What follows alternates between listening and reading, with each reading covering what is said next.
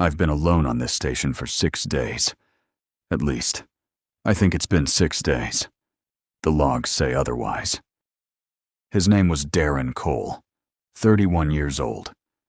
Systems maintenance technician, 3rd rotation on Waypoint Rega, a deep space monitoring station orbiting nothing in particular, 9 months from the nearest inhabited planet. The job was simple: keep the systems running, log the data, rotate out in 60 days. He'd done it twice before without incident. This time, on day 41, he woke up and the other 4 members of his crew were gone.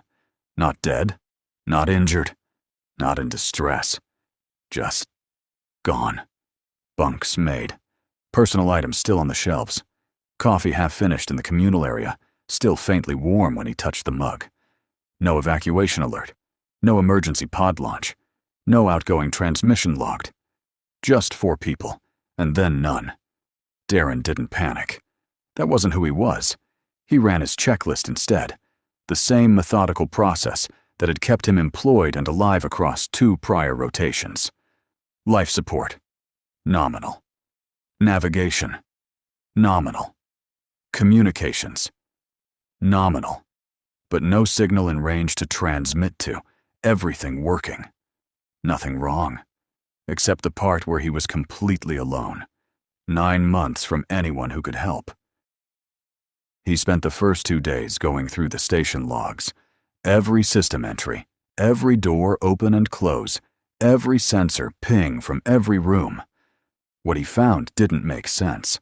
The logs showed all 5 crew members, himself included, present and active right up until 3:47 on day 41. At 3:48, 4 biosignature readings simply stopped registering.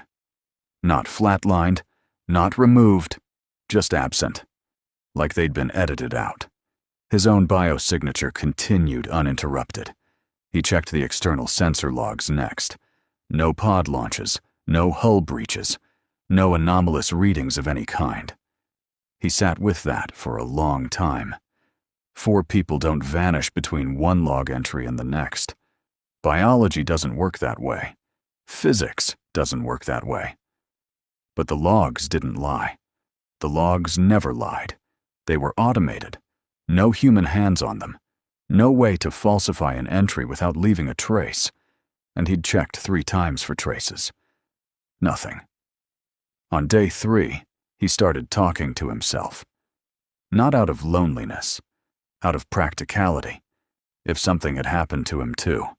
If his mind was going. Hearing his own voice out loud helped him track it. Day 3, he said to the empty communal area. Still no explanation. Still no signal range. Still running my checks. The station hummed back at him. He almost didn't notice the second set of footsteps in the corridor outside. Almost. He told himself it was the ventilation system. Old stations made sounds. Metal contracting. Pipes settling. Nothing a rational man needed to investigate at 2 a.m. He investigated anyway. The corridor was empty. Lights on motion sensors, all responding normally. No heat signature on the thermal scanner. Nothing there. He went back to his bunk. On day 4, it happened again. This time in the maintenance bay directly below his quarters. A rhythmic, deliberate sound. Not mechanical. Not random. Footsteps, stopping and starting, like something pacing. He went down with a scanner and a light. Empty bay. All equipment secured. No thermal reading. No biosignature. But the dust on the floor of the bay had been disturbed. Recently. In a pattern that moved from one end of the room to the other, and back again. Over and over. Something had been pacing down there. Something that didn't show up on any sensor the station had. Daren sat on the floor of the empty maintenance bay for a long time, looking at the marks in the dust, and tried very hard to keep thinking clearly. By day 5, he'd stopped trying to explain it and started trying to map it instead. Wherever the sounds came from, whatever left those marks, it moved in a pattern. He could feel it now even when he heard nothing.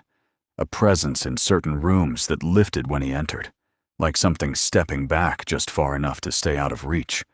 There was always one room ahead of him, always one corridor behind, never closer, never further. He started leaving markers, small pieces of tape on door frames, subtle enough that he'd notice if something passed through, but obvious enough to check quickly. By the end of day 5, 3 markers had been disturbed, all in areas he hadn't been. On day 6, he found something in the observation deck, the one room on the station with a full viewport to open space, a single handprint on the inside of the glass. Not his, too large for any of his crew. He stood there for a very long time, looking at the print, then looking out through the glass at the dark. Then he looked at the reflection, and for just a moment, just a fraction of a second, he saw something standing behind him that wasn't there when he turned around. He went back to the logs that night. Not the system logs this time. The station's original construction manifest. The deep files, the ones technicians weren't really supposed to read, but weren't locked out of either. He read for 3 hours. Waypoint Rega wasn't built as a monitoring station. The official designation was monitoring. The actual purpose, buried in contractor notes from 11 years ago, was containment. Whatever the station was orbiting, whatever was out there in that specific stretch of dark that looked like nothing in particular, had been there long before the station was built around it. The monitoring wasn't of deep space, it was of the thing they'd parked next to. And the rotation schedule, 60 days, 5 crew, mandatory evacuation at day 41 if certain sensor thresholds were crossed, wasn't a work schedule. It was a feeding schedule. 4 crew members, every rotation. 1 left behind to maintain the systems. 1 left behind to keep it company until the next rotation arrived. Daren set down the manifest. He understood now why his biosignature had continued uninterrupted while the others disappeared. He understood why the station systems were all nominal.